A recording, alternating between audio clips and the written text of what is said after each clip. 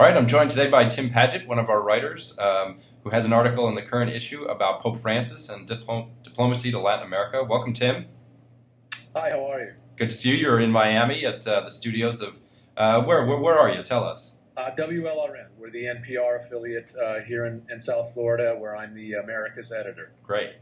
Well, you have an article about Pope Francis and the role he potentially could play in Latin America, and is already playing in many instances. Maybe you could introduce it to us.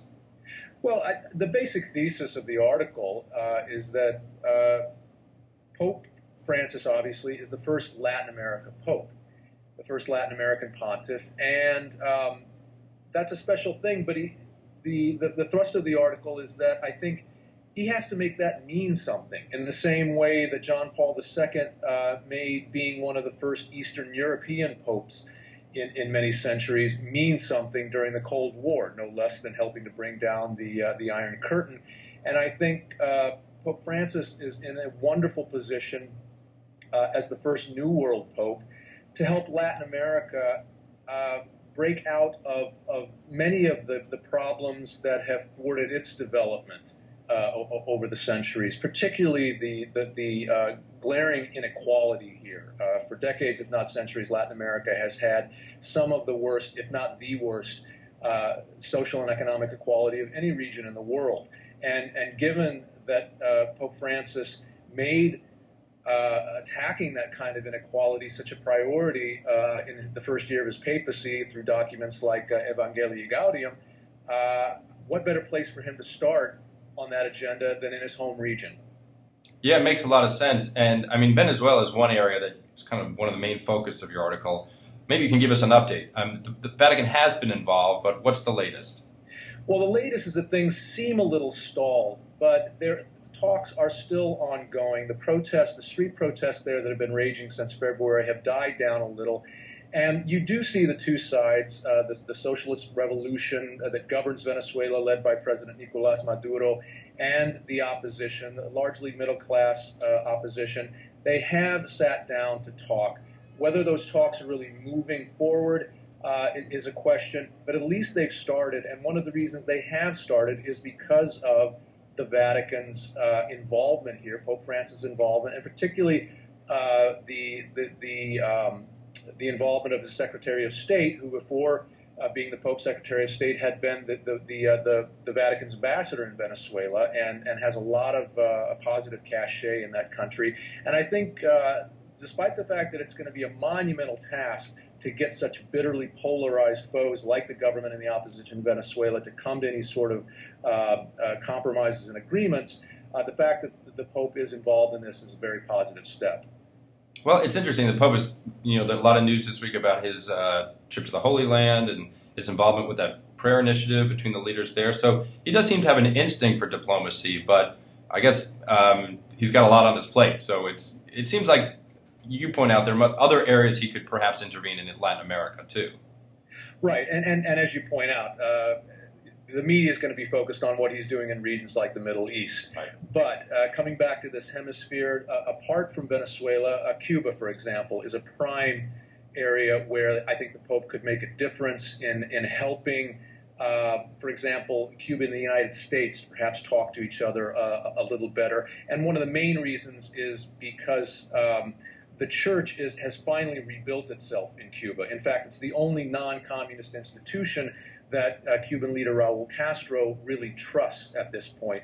And you've got a lot of issues like the imprisonment of U.S. aid contractor Alan Gross in Cuba, for example, which has become a huge obstacle to any kind of improvement between U.S. and Cuba relations. And this is an area where I think the Pope can also play a very crucial role in helping Cuba and the United States understand just some nitty-gritty things like what are the kind of bargaining chips that they can offer each other in terms of perhaps releasing Alan Gross. Now we talk about the church's influence in Latin America kind of generally, but of course it varies from country to country, the role the church has played. You talk about the Dominican Republic, where there was this recent court ruling where there are now a number of stateless citizens. There's some people in the church who have kind of come out defending that decision. So it's not like the church is all on the same page on some of these issues. No, I think the Dominican case is probably one of the most intriguing areas where the Pope has gotten involved, albeit very subtly. But if you look underneath the surface, very commandingly in many ways, in the sense that in the Dominican Republic, you have, as you pointed out, that court ruling that essentially strips tens of thousands, if not hundreds of thousands of Haitians there of citizenship in the Dominican Republic. Even the United States has decried that decision as unjust. Many are calling it racist. And one of the problems here is that the Dominican cardinal there, Nicolas Lopez, has come out very much in favor of the ruling. He's even called anyone who's opposed to the ruling a liar or a charlatan. Given, again, what we were saying earlier about the Pope's focus on poverty and social justice, that may not have been the thing the Vatican wanted to hear from the cardinal. And what really stood out this year was when the Pope Francis selected the first Haitian cardinal, Chevalier Langlois, as the first cardinal for Haiti ever in its history. And he is seen as someone who is perhaps more in tune with the Pope's social agenda.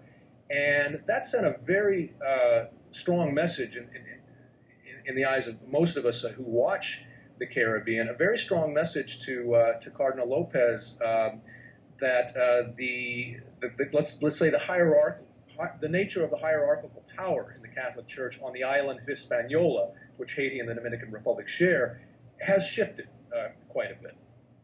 And maybe we can end by talking another issue you've written about for us, and I know you must be covering these days, which is immigration, possibly immigration reform in this country. But we're seeing all these young people coming up from Central America. It seems to reach really a crisis level. Obviously, an issue that the Pope is passionate about. He's talked about immigration in Europe. Is there anything that he can do or the Church can do to kind of help resolve the situation here?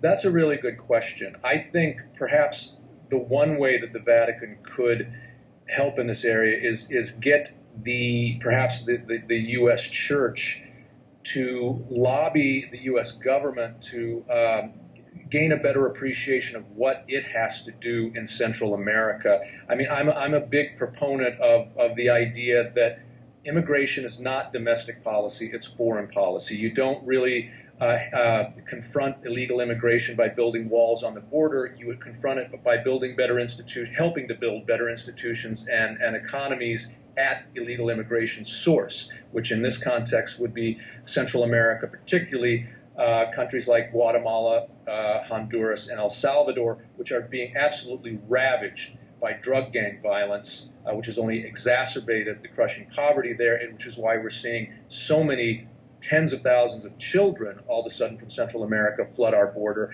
And I think although the Catholic Church in the United States has done a very good job in recent decades of getting the United States to focus more on immigration, I think the Vatican and the U.S. Church could perhaps work a little harder to get the U.S. government to understand that facet of how we can face illegal immigration and how to ameliorate it.